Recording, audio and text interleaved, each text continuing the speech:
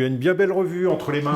Ouais, c'est le nouveau numéro de la revue, le numéro 4. Souvent, on m'interpelle en me disant « Oh là là, comment vous faites pour manger autant sans grossir ?» Des choses comme ça, parce qu'on mange toujours des grosses quantités.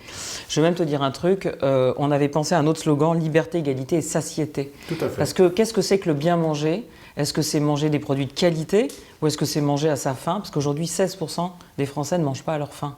Ce qui est quand même un peu hallucinant Oui, dans une des 10 premières puissances économiques mondiales. Et qu'est-ce que c'est bien manger? C'est manger bien pour soi, bien pour son corps, bien pour en quantité, manger des bons produits, bons pour la planète, mais aussi que les personnes qui te nourrissent soient rémunérées au juste prix. Donc c'est tout ça, bien manger. Ça commence dans le champ et ça termine dans l'assiette. Donc là, on a demandé à des politiques. Alors il y a déjà des personnes qui m'ont interpellé en me disant « Vous n'allez pas faire de la politique ?» Absolument pas, on ne fait pas de politique, loin de moi cette envie.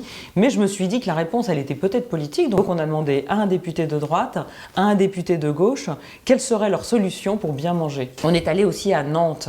Alors pourquoi Nantes? Pareil, quand j'étais journaliste pour la presse écrite, j'avais fait un reportage à Nantes et on m'avait dit « Il y a une exception culinaire et agriculturelle à Nantes » et en même temps, je m'étais dit, tiens, à Nantes, ils n'ont pas tant de recettes qui ont marqué la cuisine française, à part le beurre blanc et le gâteau nantais. Donc on est allé voir si cette exception nantaise est réelle. Autre chose très importante dans ce numéro, et c'est quelque chose qu'on continue, je l'ai déjà dit, c'est d'aller rechercher les recettes oubliées. Non pas les légumes oubliés dont on a tant parlé, mais les recettes oubliées de nos régions. Et on a fait une carte de France, comme ça vous savez dans chaque recette de quel coin elle vient. Et on va continuer numéro après numéro à faire l'inventaire du patrimoine culinaire de la France.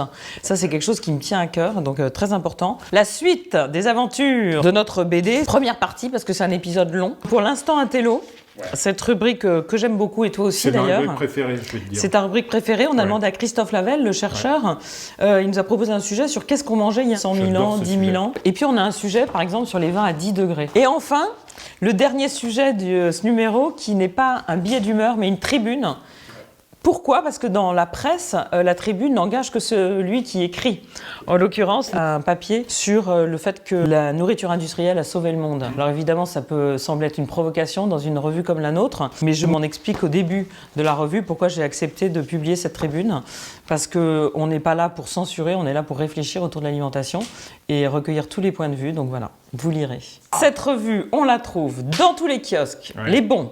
On la trouve dans de nombreuses librairies. Tout à fait. Et on la trouve évidemment sur abonnement. Mais bien sûr. C'est même le moins cher. www.cmeilleurquandc'estbon.com. Formidable.